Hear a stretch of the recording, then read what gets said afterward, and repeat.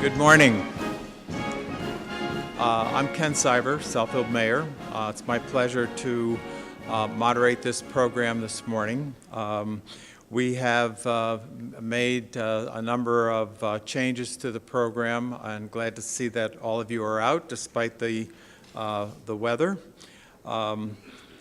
We are here to celebrate and acknowledge the service of veterans, and this year we're doing a special emphasis on World War I, as this is the commemoration of the conclusion of the war to end all wars, and also to hear the stories of local veterans. So at this point, I would like to call on Kimmy Regal, the Reverend Kimmy Regal from Northwest Unitarian Universalist Church, to do an invocation. Reverend? Thank you, Mayor. Let us enter into the spirit of prayer.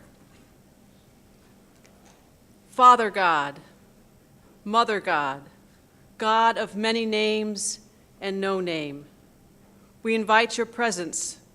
Be with us here this morning. Be with us as we honor our veterans. Teach us how to care for those who have borne arms in our names. Be with us as we honor our veterans. Teach us to care for all who step forward. Spirit of love, help us to remember that each of those who are called to serve is a beloved soul. Be with us as we strive to create a community that is good and safe enough to welcome them home. Help their souls to heal that they may know themselves to be both holy and whole. Amen. Thank you. And at this time, I would like to call the Michigan Veterans Foundation Color Guard forward. And if you'd all rise.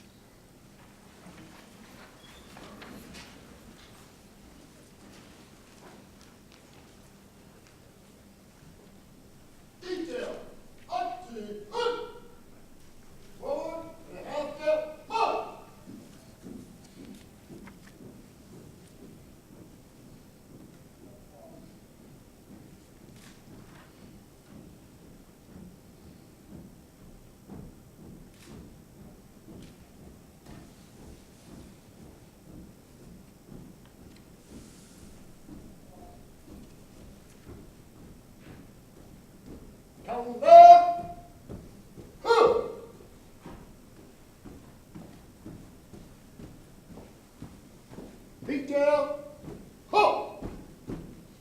Right, please! Both colors! Ready, front! Present, ho! Please join me in saying the Pledge of Allegiance. I pledge allegiance to the flag of the United States of America and to the republic for which it stands, one nation, under God, indivisible, with liberty and justice for all. Order arms. You may be seated. We got the national anthem. Okay, please remain standing as we engage in the Star Spangled Banner, our own national anthem. I thought we were having a pianist. Oh, say, can you see by the dawn's early light what so proudly we hailed at the twilight's last gleaming, whose broad stripes and bright stars through the perilous fight o'er the ramparts we watched were so gallantly streaming, and the rocket's red glare, the bombs bursting in air, gave proof through the night that our flag was still there. Oh, say, does that star-spangled banner yet wave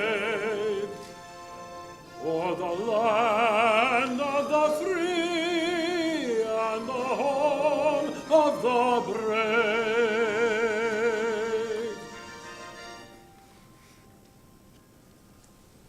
Order, arms. You may be seated. Color guard, left, face. Color guard, forward. Color guard, left.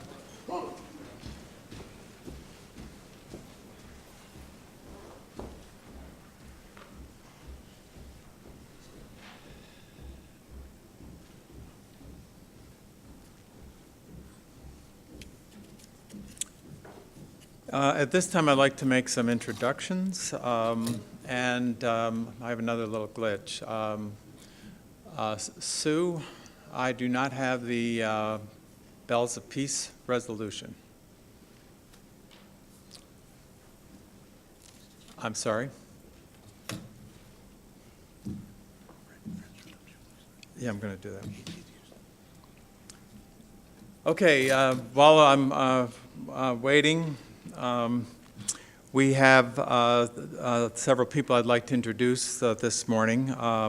Representing United States Senator, newly elected Senator, re-elected Senator Debbie Stabenow is Jeremy Marley. Jeremy? Representing Michigan's other United States Senator, Gary Peters, is James Jackson. James?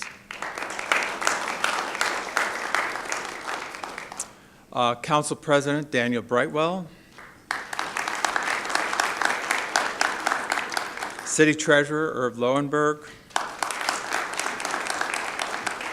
We have our acting police chiefs, Nick Lucia and Brian Bassett. Deputy City Administrator John McGreena. And City Administrator Fred Zorn. And new City Attorney Beth Ray O'Donnell.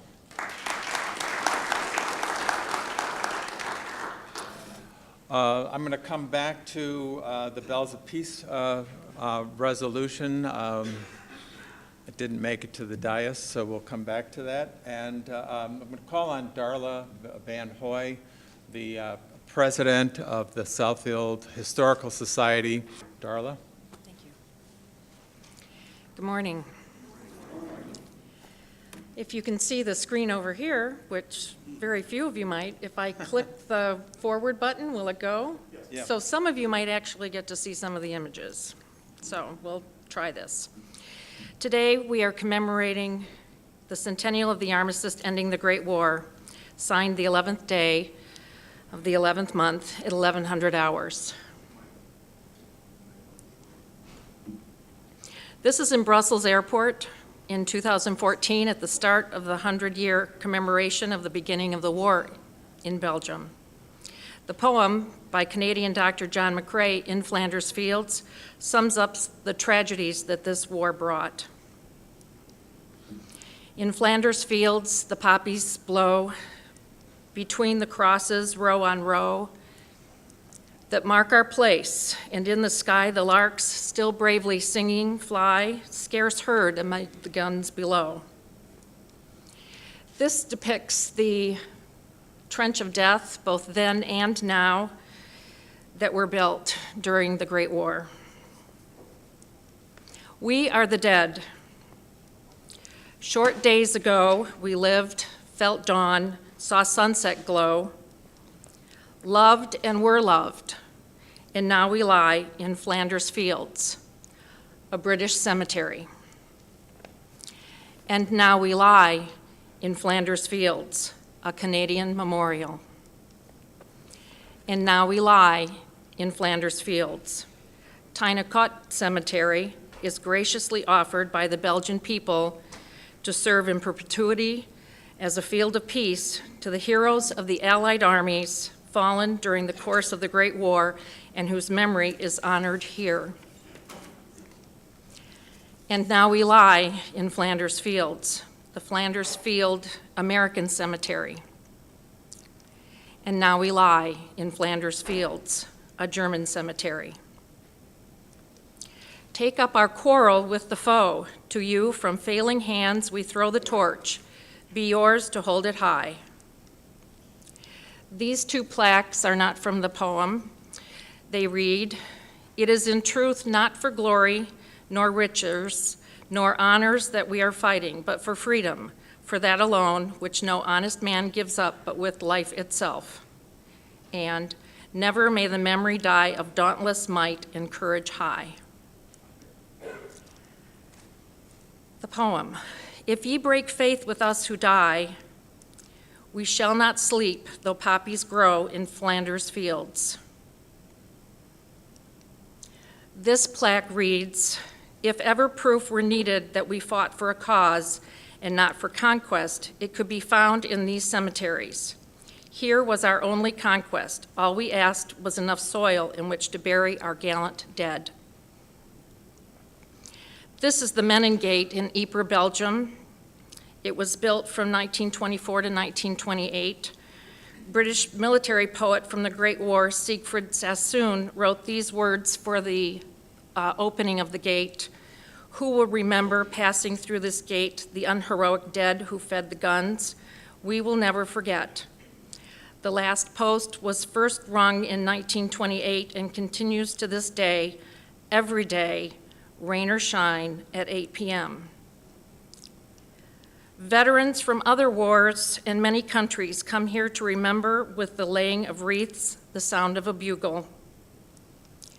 It is a solemn occasion every evening of the year, every year since 1928. The Ypres Memorial bears the names of more than 54,000 soldiers who died before 16 August 1917 and have no known grave. Their name liveth forevermore. This monument is located in Roseland Park Cemetery in Berkeley, Michigan. It depicts a standing figure of a soldier dressed in World War I uniform of jacket, leggings, helmet, ammunition belt at waist, and front and back packs. Proper right arm is raised overhead with grenade in hand. Proper left hand holds rifle at side. Proper right leg is bent. Proper left leg is forward. Two tree stumps wrapped in barbed wire are at his feet. This is the symbol for the U.S. centennial of the Great War. The United States entered World War I in April 1917. Over 4.7 million men and women served in the regular U.S. forces, National Guard units, and draft units, with about 2.8 million serving overseas.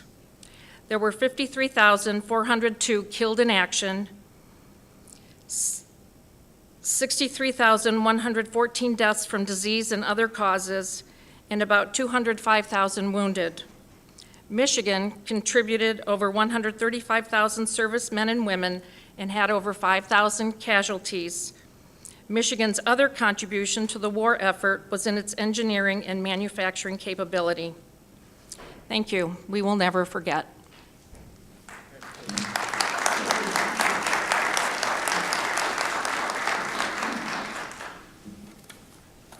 And one of those people who served, one of the men that served in World War I, not originally from Southfield, was Glenn Levy. Many of you know the name. Maybe some of you attended Glenn Levy Junior High or Glenn Levy Middle School. We have his uniform here to my right, including his dog tags. So when so this is a tribute to Glenn W. Levy. The United States entered World War I on April 6, 1917, and among the thousands of troops to join the war in Europe was Glenn W. Levy. He was born in 1896 in Elsie, Michigan, a small farming town about 35 miles northeast of Lansing. Levy left the farm and enlisted in the Army. He served in the 801st Aero Squadron and was sent to the battle lines in France.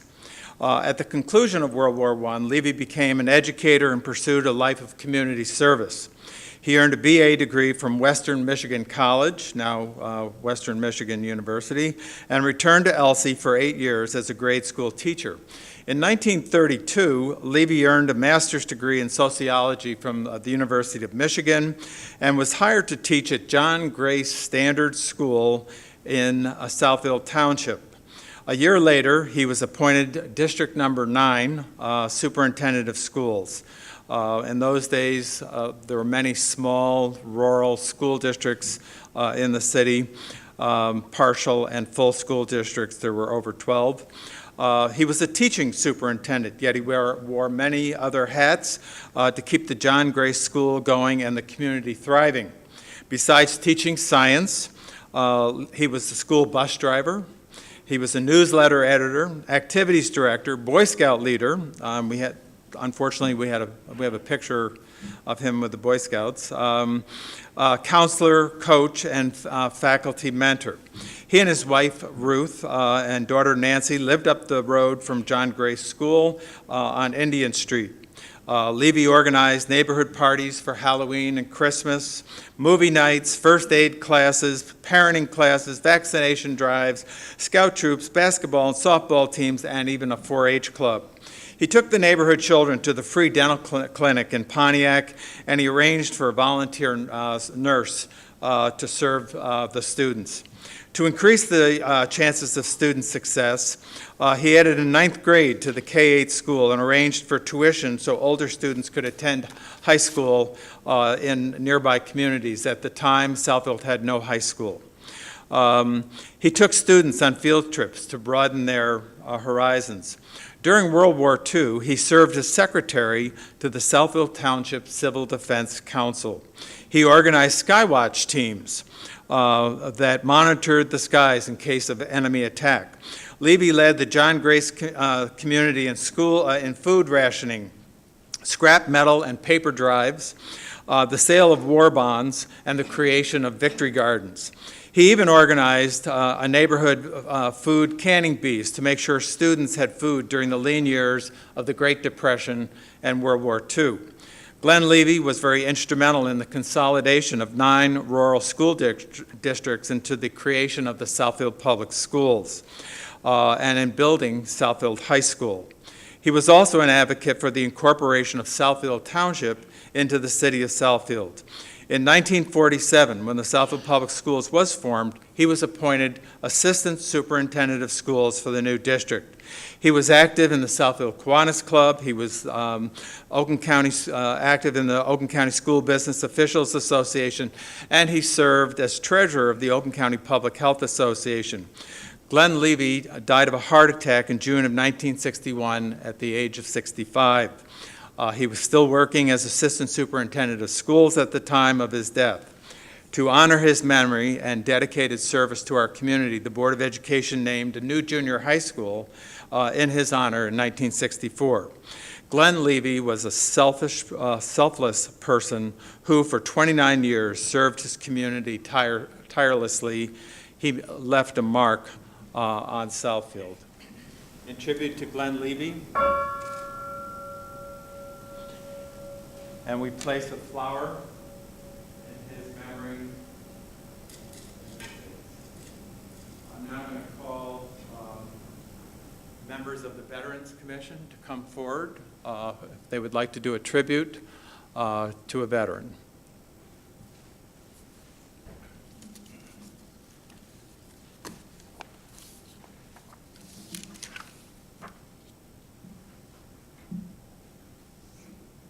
Thank you, Mayor. On the 11th hour, the 11th day, the 11th month, the fighting of World War I ended. That represents 100 years ago. So this is the anniversary of the ending of World War I. And we commemorate all of those who gave their lives, their limbs, in service of our country, so that we may have this freedom.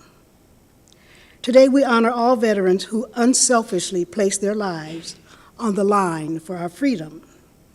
Those men and women were ordinary people. They heard the call of duty and answered it. They left their families and their homes, not for recognition or for fame or for honor that we're bestowing on them today, but they left it and they fought to protect our country. So as we honor our veterans and remember their great deeds, let us also salute those who are currently fighting for our freedoms today. I will place my flower in recognition of those soldiers and military men in all of our services who are fighting so that we may have peace in our world.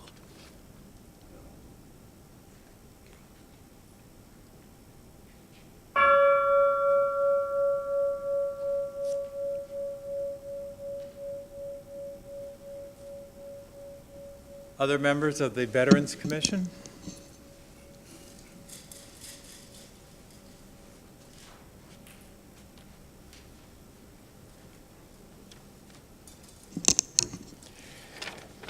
Thank you for coming. I would like to relay a few facts. November 1919, President Woodrow Wilson proclaimed November the 11th as Armistice Day. May 13th, 1938, that day became a national holiday where we honored all World War I vets. World War I fighting ended, as has been explained to you, on the 11th hour, 11th day, and the 11th month.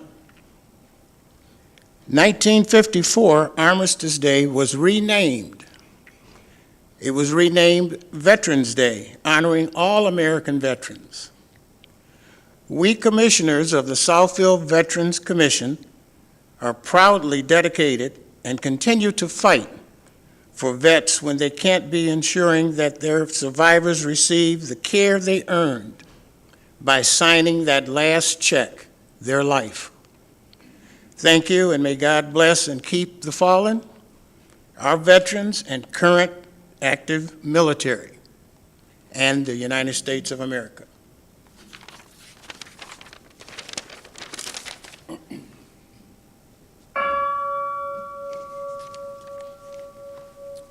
Any other members of the Veterans Commission want to come forward?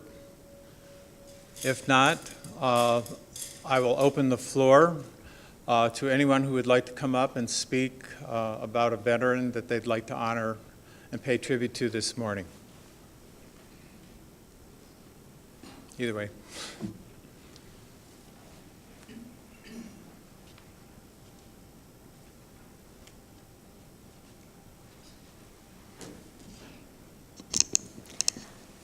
This is such a wonderful day, and I'm so happy to see so many people here on this first of the snow of the year. Aren't we proud to be here? Yes, we are.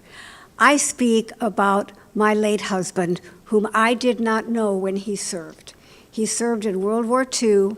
He was a radio operator gunner on a B-24. Now, if anybody knew him, he didn't speak much. So I pulled things out of him, because I knew he had adventures. One of the things that he told me, he flew on a B-24 Liberator, operator gunner, because of his musical talents. And of course, later on, many people who knew him knew that he became a cantor.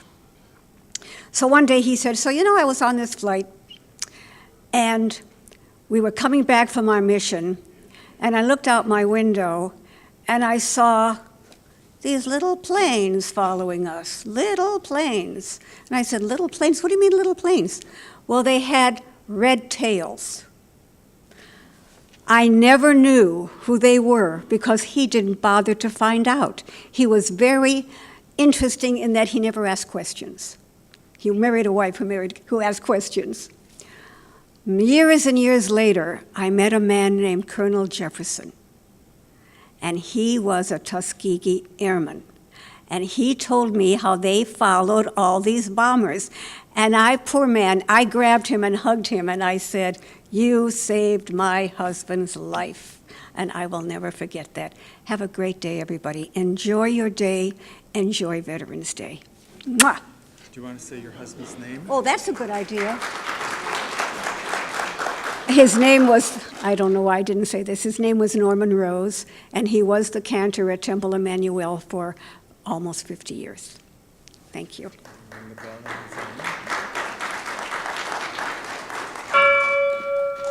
was noisy. Come up. Yes.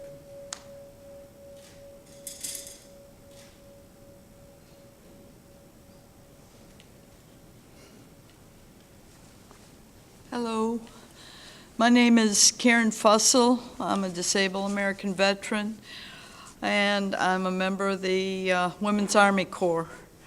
And they protected me after I was petitioned to court. I'm here to pay respect to the men in our family, especially my uncle, Ward, who was a combat veteran in World War II, Vietnam, and Korea. He served all 3 wars. And there's a number of men in our family that have served. My parents weren't in uniform, but they served with the federal government. They worked, and they were always happy with their jobs. And I'm just thankful for the family that protected me and paved the way for us to go on and have freedom in this country. Thank you. I appreciate you very much.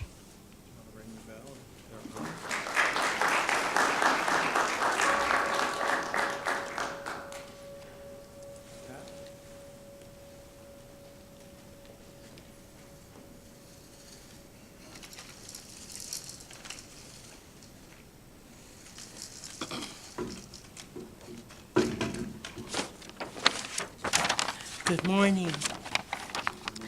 My name is Pat Haney, and I'd like to thank the Southfield Veterans Commission for giving me the opportunity to honor my father today. My father's name was Charlie Haney, Jr. He served in the Army. I'd also like to thank the Commission for honoring all men and women that served our country proudly. Thank you. When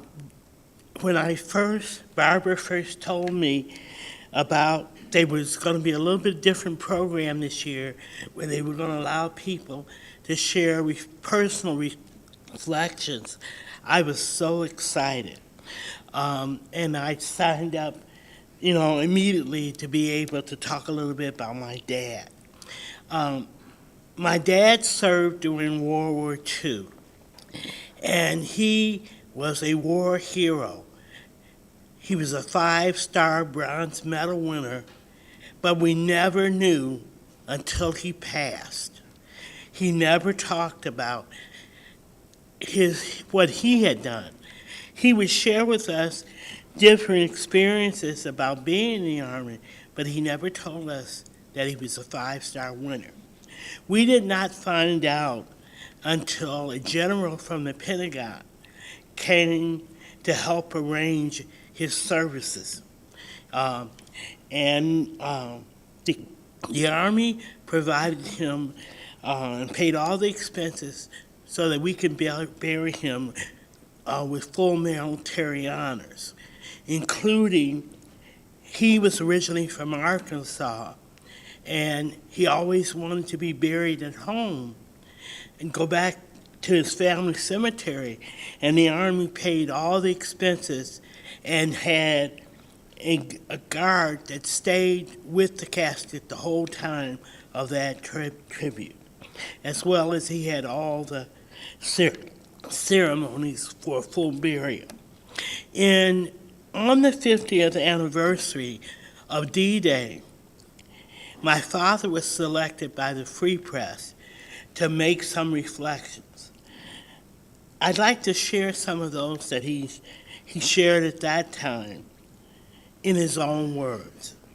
And here's what he shared. There is a misconception that there were no African Americans soldiers at the D-Day invasion. Truth is, they were the first to hit the beach. I was assigned to the 280th Quartermaster Unit, which was an African American unit.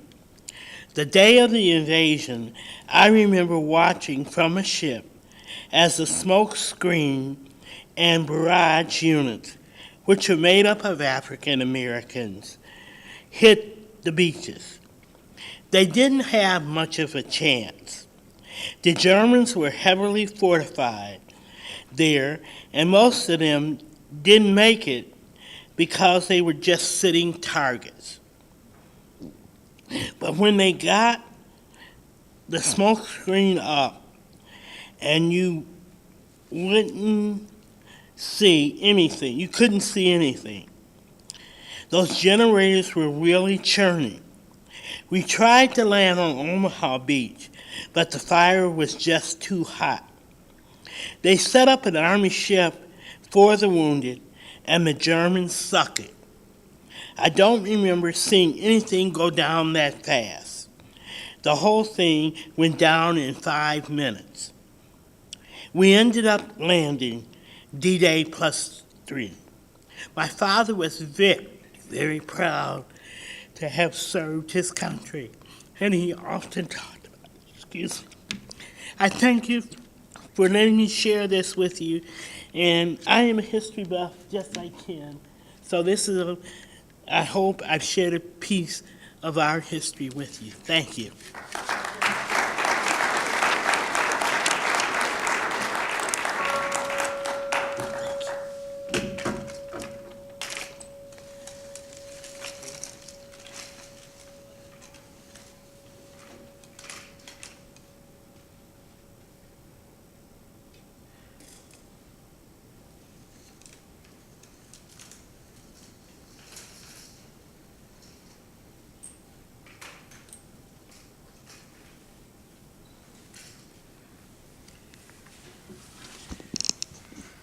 I'm Felix Sullivan. This morning I'd like to recognize two veterans that are near and dear to my heart. The first one was my godfather, Felix Simpson, who served in the First World War. I had his uniform at one time when I was a boy. He left it to me. Of course, as a young man, I lost it, but looking at this uniform brings back a lot of memories.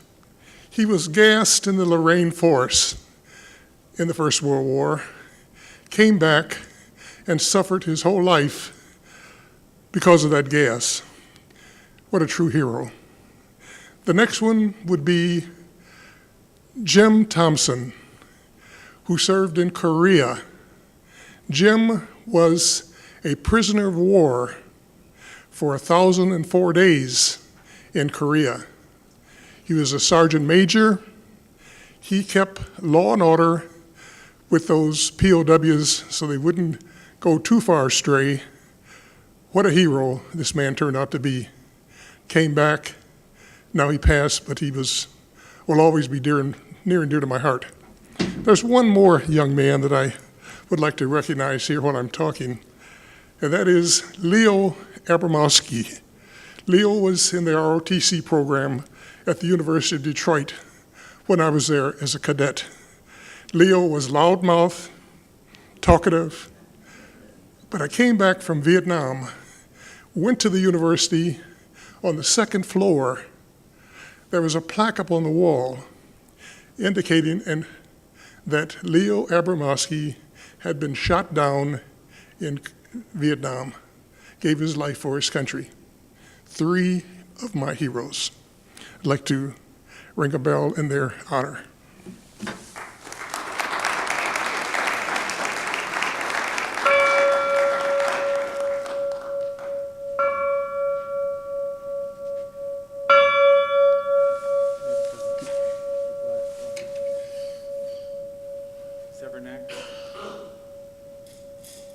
Anyone? Come.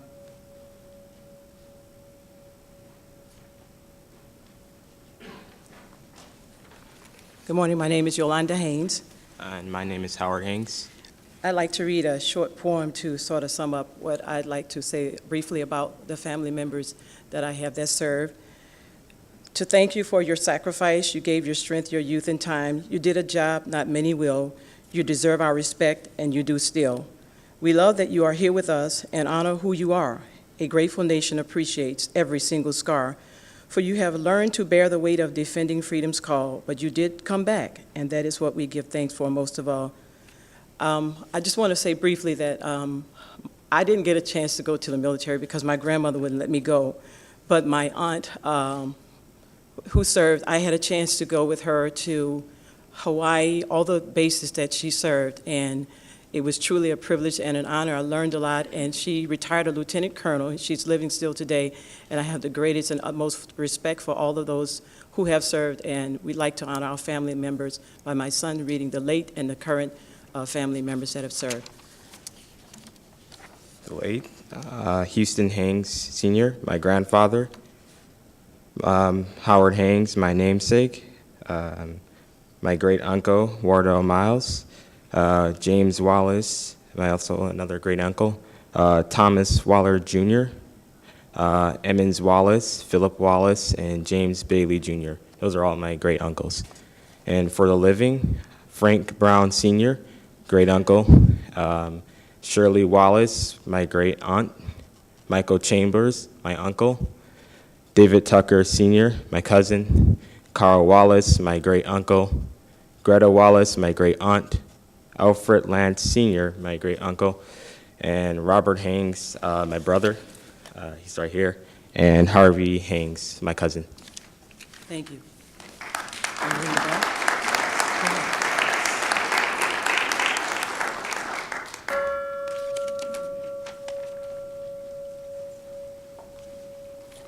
Good morning. My name's Terry Crode. I'm the planning director. I'd like to honor a few of my family members who have served since the beginning of this country. Private James Shields, my fifth great-grandfather, dates of service May 26, 1777 through June 1783, Colonel Hazen's Regiment. He served in the battles of Brandywine and Germantown and the Siege of Yorktown. He was wounded several times and survived. Sergeant David McConaughey, my third great uncle, served August 15, 1862, April 28, 1864. Company F, 11th Infantry Regiment of West Virginia Volunteers, Union Army. He was captured at the skirmish at Beach Fork, Calhoun County, on September 8, 1863, and died in Andersonville Prison, Georgia, April 28, 1864. Teamster James P. O'Neill, my second great-grandfather, served in the 5th Regiment, U.S. Cavalry, on the U.S. Plains. Corporal Harry C. Crode, my great-grand-uncle, served May 2, 1916 through March 31, 1919, Company H, 108th U.S. Infantry's 27th Division. He received the Purple Heart in Belgium and France, was captured by the Germans and rescued by the Aussies. Survived the war. Private First Class Frederick Gordon Crode, my grand-uncle, August 18, 1943, June 14, 1944, 358th Infantry Regiment, 90th Infantry Division, U.S. Army, received the Purple Heart, wounded in action, died on June 15, 1944 in Normandy, France. Motor Machinist Mate First Class, James Ralph Crode, my grandfather, served January 17, 1944 through December 19, 1945. USS Landing Craft Infantry Large 815. Served in the Battle of Okinawa and the occupation Nagasaki, Japan as a minesweeper. Staff Sergeant Terrence E. Crode Sr., my father, served January 11, 1961 through January 11, 1967. 27th Military Police Company of the 27th Armored Division, New York State National Guard.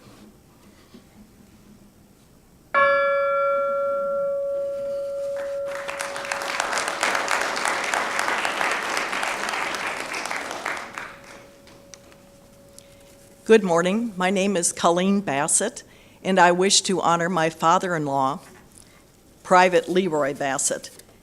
He served in World War II and was given the Purple Heart and Bronze Star. Years later, Leroy wrote, "On the day of the assault on the beach of France, I was only 19 years old." He goes on to say, "I was in the medics with the frontline infantry, so I was carrying a 40-pound pack of medical supplies plus a stretcher. On my way off the ship, the stretcher got caught on the stairs, and before the chaplain and I got it unhooked, the ship had already started to move back out into the water. So when we got off, we were in water up to our heads. We then waded to the beach to find the first wave of soldiers who landed at 6:00 a.m., still on the beach.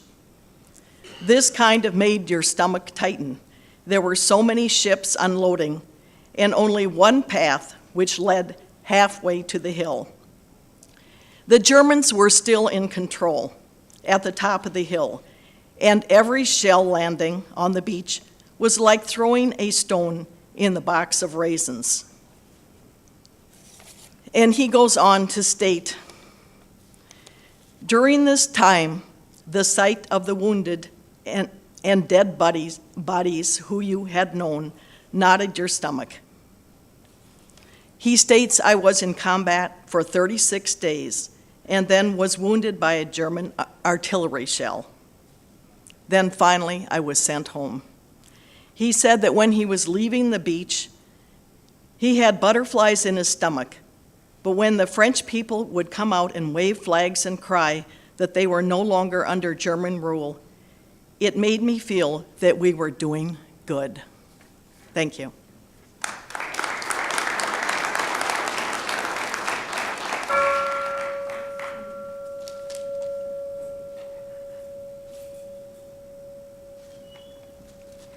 Hello, my name is Mary Manukian Calhoun. I'm the Gold Star mother of Nicholas J. Manukian.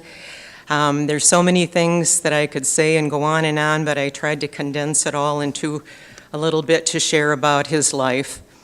Nick, his Marine brothers called him Manny, born on August 31st, 1984, and resided in Lathrop Village, Michigan. Nick was the only child of Mary and the late Isaac Manukian. Nick was a vibrant and loving husband, stepdad, and son who was deeply loyal and devoted to his family and friends. His bright spirit, humor, and great hugs linger on to everyone who knew and loved him.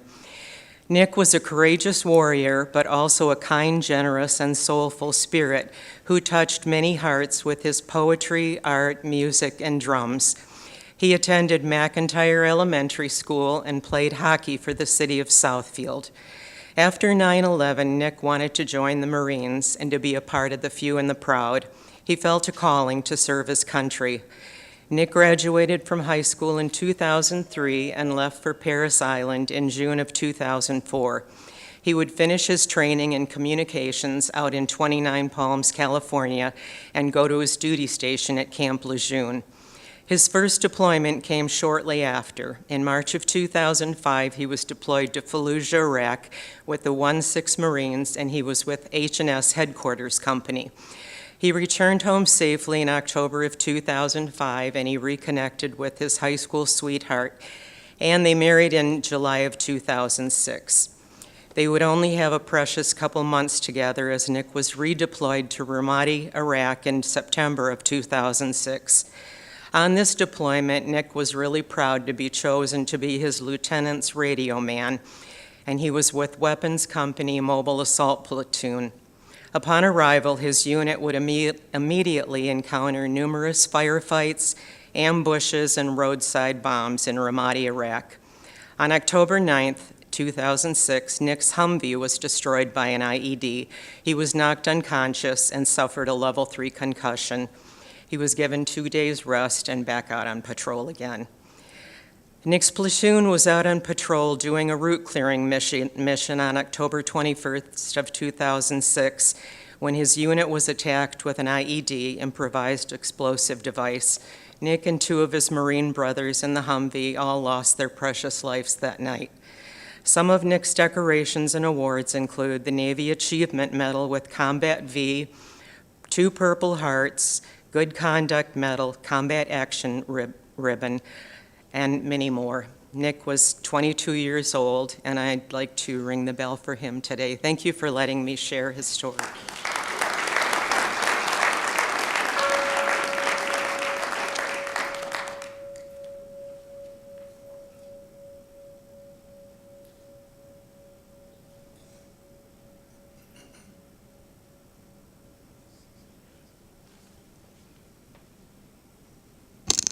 Hi, my name is Allison Bettis, and I want to thank you for the opportunity to give honor and tribute to my father, Alphonse Bettis, who served in the Korean War. And I did just want to mention, when he came back from the war, he worked and saved and bought us a house and us in Northwest Detroit. And when he found all of the neighbors around him, they were his war brothers.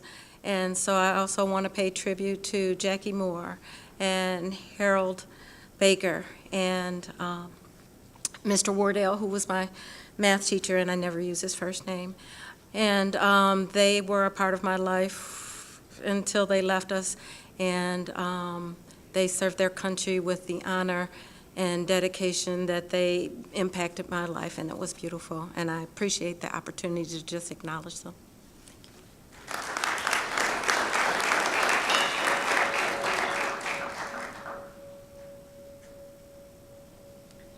Listening to all these wonderful stories, I was very compelled to talk about my dad, Albert Dreiss. He was in World War II, and he did not carry a gun. He carried a typewriter because he was one of General Patton's secretaries. So he would follow him all over the country. And one story he told us one time that their Jeep got lost and behind enemy lines, and General Patton, he said, just about kicked them around because he was so mad at them for doing that. But my dad had many, many stories doing that with General Patton. So thank you so much for letting me talk about him today.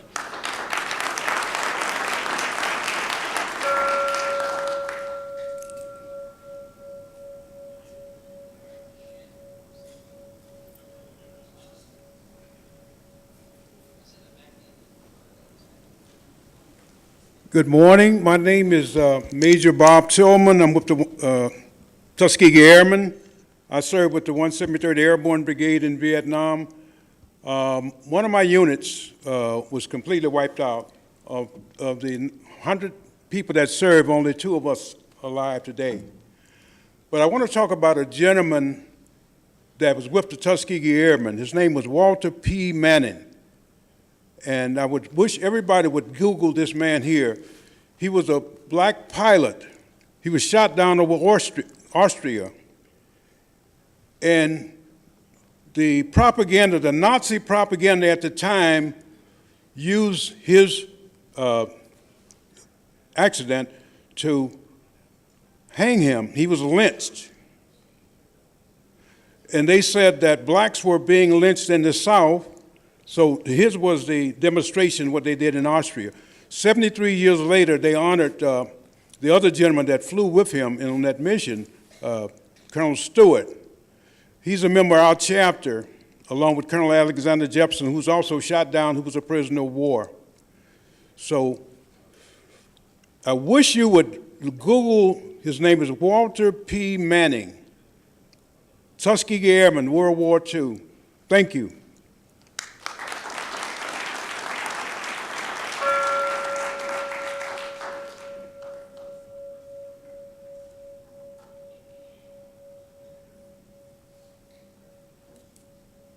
I would like to honor first my 2 uncles, Leroy Jones and Eddie Jones. Both served in World War II. But mainly I would like to honor the women of the Women's Army Corps Veterans Association, both past and present.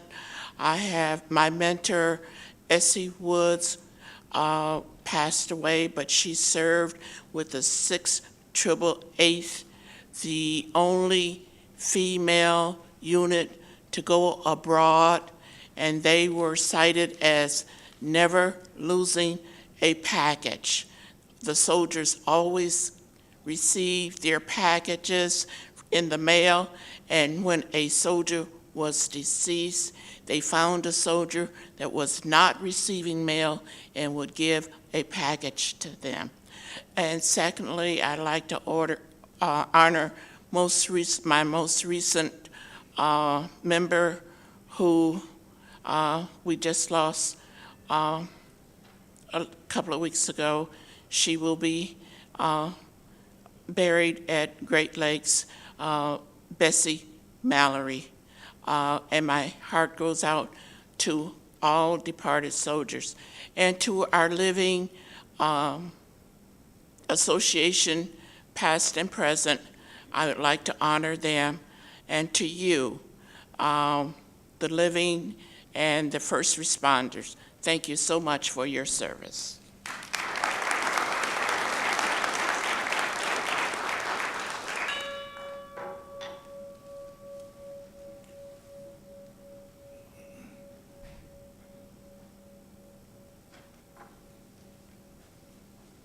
Good morning, everyone. My name's Tyrone Chapman.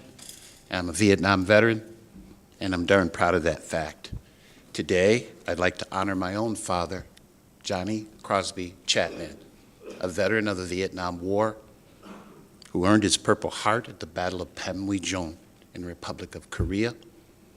I'd also like to honor my battle buddy, Emmanuel Montague, who was killed in action while we were on operations in the Tay Ninh province of Vietnam.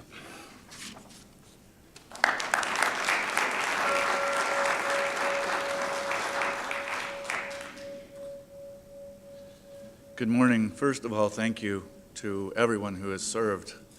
I couldn't do it, and I'm so proud of all of you who can and who have. I'd like to honor two gentlemen in my life. The first is my grandfather on my mother's side, Alan Gerald Hotchkiss. He was a lieutenant colonel in World War II. He did not see action. He was a troop trainer here in the States. The only bits I know of him basically have come from stories that were told to me as he died when I was 10 years old of Parkinson's disease in the Veterans Hospital in Marion, Indiana. The other person is my father-in-law, Thomas Mahoney. Tom was a Marine who served on the battleship, the Boxer. And it took a minute for them to explain to me how Marines were on a Navy ship, but evidently there was a platoon of them, and he served then on the Boxer during some very tough times in the Korean War. Tom was a very gentle soul. He has since passed away as well, but a greater man I have not known. And so my memories are of those two gentlemen today, and I'd like to honor all of you. Thank you.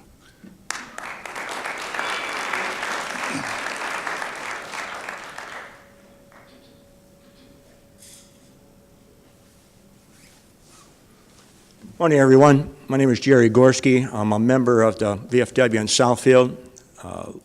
Last month in St. Louis, I was elected chairman of the Big Ten, so I represent 10 states now, about 250,000 VFW members. I'm second generation Navy. My grandfather was in the Army. There's so many veterans that I'd like to honor today, but I'll tell you what happened to me a year and a half ago when I was a state commander of Michigan. I was asked to do a eulogy for a survivor of the USS Indianapolis. Give you a little preview about that one. His name was Andalor Palmiter. He's buried in a Milford Cemetery today. Back in June of 1945, the USS Indianapolis, a heavy cruiser, carried the atomic bomb over to Tinman Island, which later the Enola Gay dropped on Hiroshima. The crew didn't know about this at all. So they set out. After they dropped it off, they were told to go to gunnery exercises over in the Philippines area. On the way there, June 30th, they got torpedoed by two torpedoes of a Japanese submarine. There was 1,197 sailors aboard that ship. The ship went down in 5 minutes. Out of the 1,197, there was 900 that went in the water. So the rest of them went down with the ship. I was asked to do a eulogy for this sailor, 18-year-old, went in the water, seaman second class. They were in the water for 4.5 days. Nobody knew where that ship was because President Truman was the person that gave the orders, and nobody knew about any whereabouts of this ship. For 4.5 days, the sharks ate the sailors. Some of them swallowed seawater and died. 318 survived after 4.5 days. 318 out of 1,197 sailors. So I got to do that eulogy. I did a lot of research, read books, saw 2 movies, Googled as much as I could so I could do the proper eulogy for this sailor. Just recently, a month and a half ago in Lansing, Michigan, I went to a VFW post and got to meet and talk for 2 hours and tape the last remaining of 5 sailors. Name is Richard Thalen. And also the survivors, most of them, some of them didn't want to put anything in their book, but anyhow, I'm reading the book now. It's very interesting. If you get a chance, Google it and read about it, watch the movie. So I'd like to honor all these sailors that gave so much during World War II. Thank you.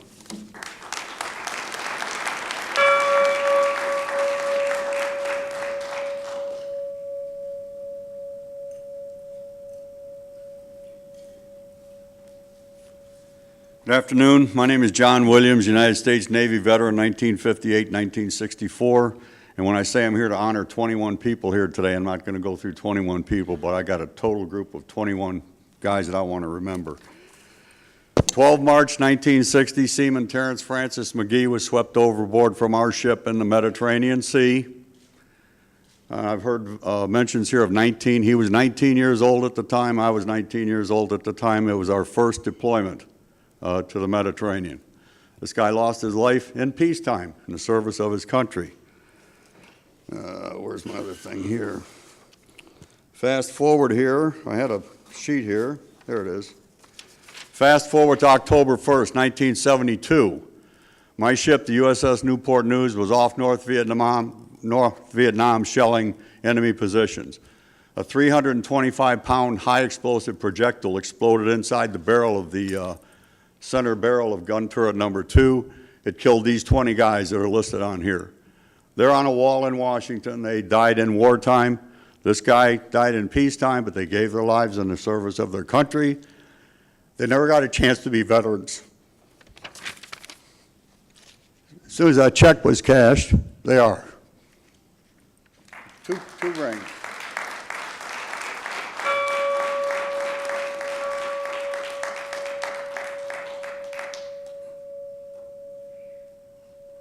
Good afternoon.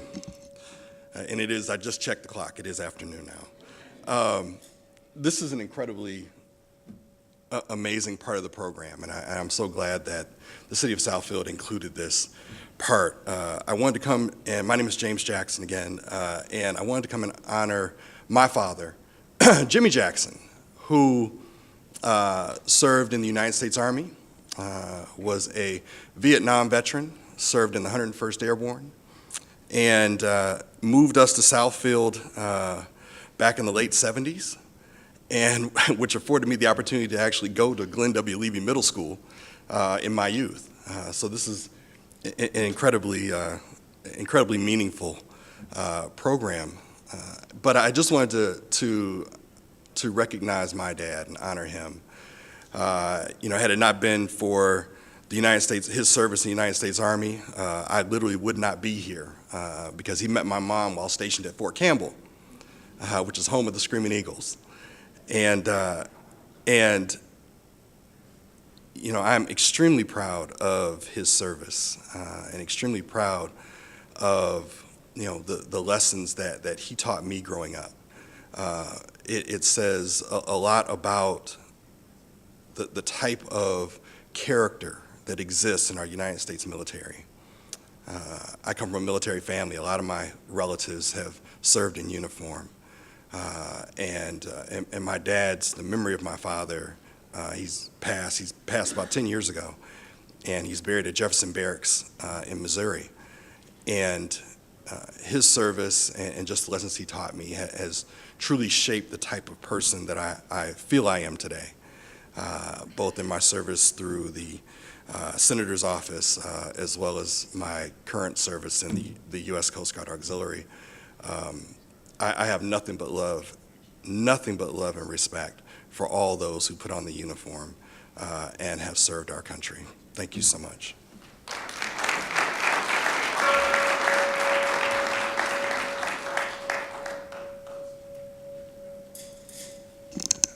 I am Dan Brightwell.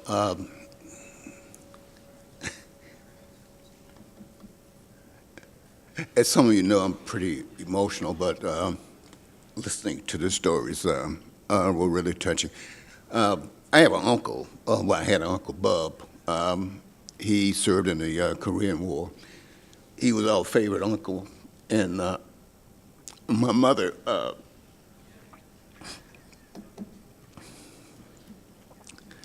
she happened to mention that was her favorite brother, and he was the favorite uncle of all the of our family. And I just happened to have his name. His name was Daniel. We called him Bub in the family. So she indicated that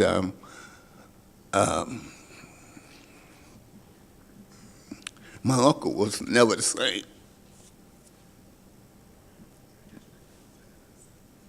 After he came back from the Korean War. So, but anyway,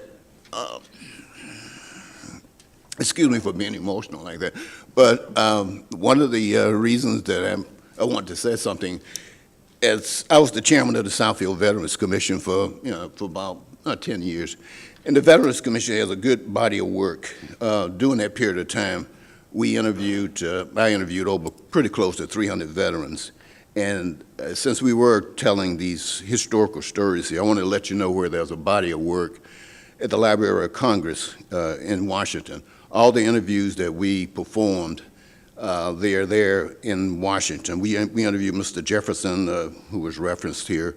We interviewed Mr. Tyrone Chapman and numerous other individuals here. And also some of the tapes are in the Southfield Library. So if you are really interested in some real dynamic military histories that include individuals who were a part of the atomic bomb testing, numerous other things, individuals that were actually on Normandy Beach. One of their jobs as a private was walking around picking up body parts. So we had some very unique stories. So the website is LOC, that's Library of Congress, loc.gov/VHP, that's Veterans History Project. And also some of the tapes or the disc are in the Southfield Public Library. So if you're really interested in military history and the work of our Southfielders, and we interviewed individuals from all over Metro Detroit, please go to that particular site.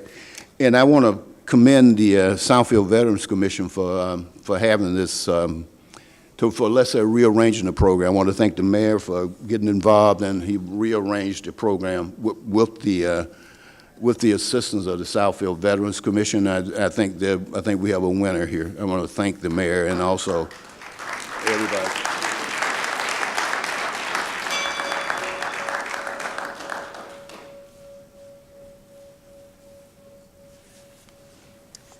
Good afternoon, everybody. I'm Lois Jones, and I'm with the Southfield CERT team. And my overseer, who runs the CERT team, he was a veteran also, and he would have been here today. His name is Tim Workers. But last night, while he was on duty at the airport, he had a massive stroke. And he's at Beaumont Hospital. They airborne over here to Beaumont Hospital. He's a veteran, and he's a CERT management team. So I would like to know if we could take out the time just to say a prayer for him, that he will be all right. Dear God, I pray that our friend and veteran, Tim Workers, will leave him in your hands, Father, at this time, because we know that you are a great healer. And we ask, dear God, if you would watch over him, bless him and keep him. And at this moment in his life, we need for you to be there with him. And this we ask of you and thank you for, Father. Amen.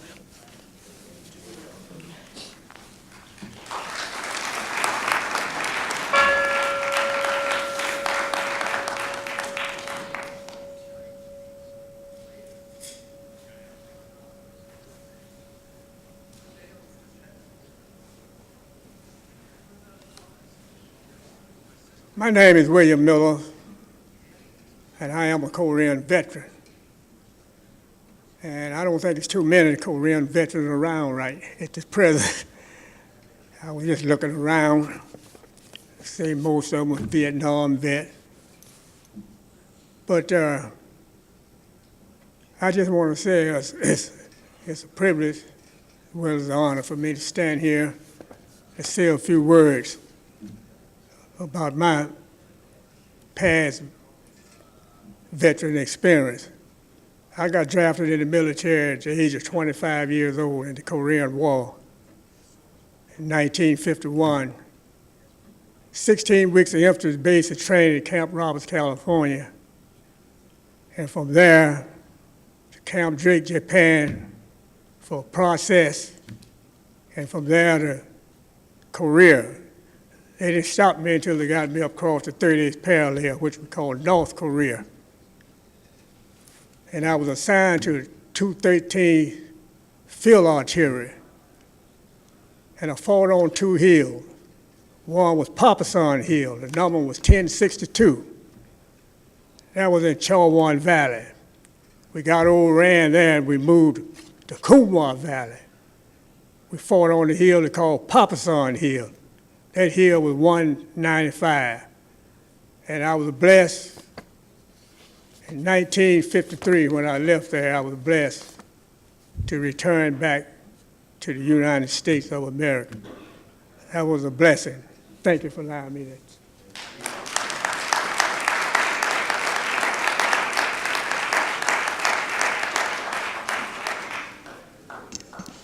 In the interest of time, I'm not going to read this resolution on bells of peace. I'll just mention that the City Council at its last meeting joined the national movement through a Bells of Peace resolution honoring Veterans Day and the conclusion of World War I. The City Council adopted that resolution. So at this point in the program, we are going to move outside for the raising of the flag by our color guard. I invite you to bring your coats. You can line up along the side of the building. There is an overhang, so you're out of the weather.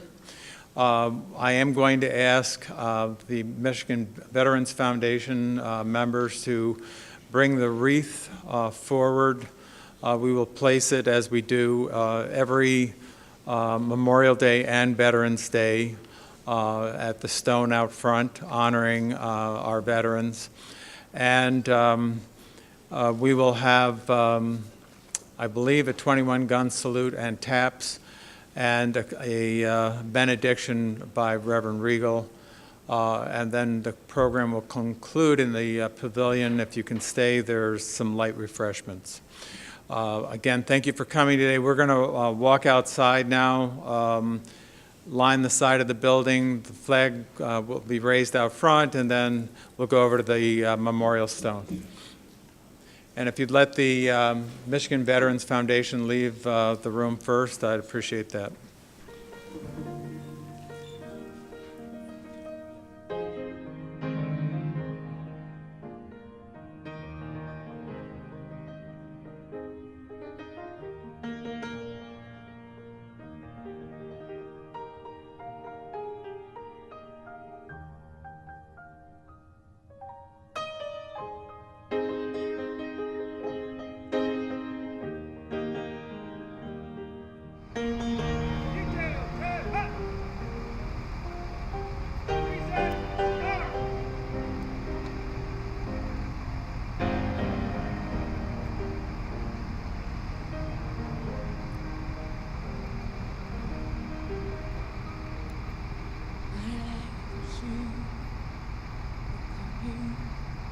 Oh, the glory of the Lord is tramping out vintage where the grapes are at the store.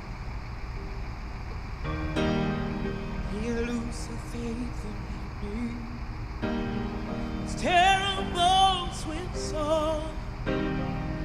Its truth is my dream on. Glory, glory, hallelujah.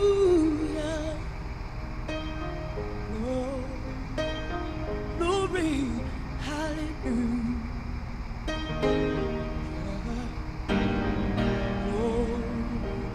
Glory, hallelujah. His truth is my tree on. In the beauty of the lilies, Christ was born across the sea. Glory, his bosom, he transfigured you and me. As he died to make me holy, let us die to make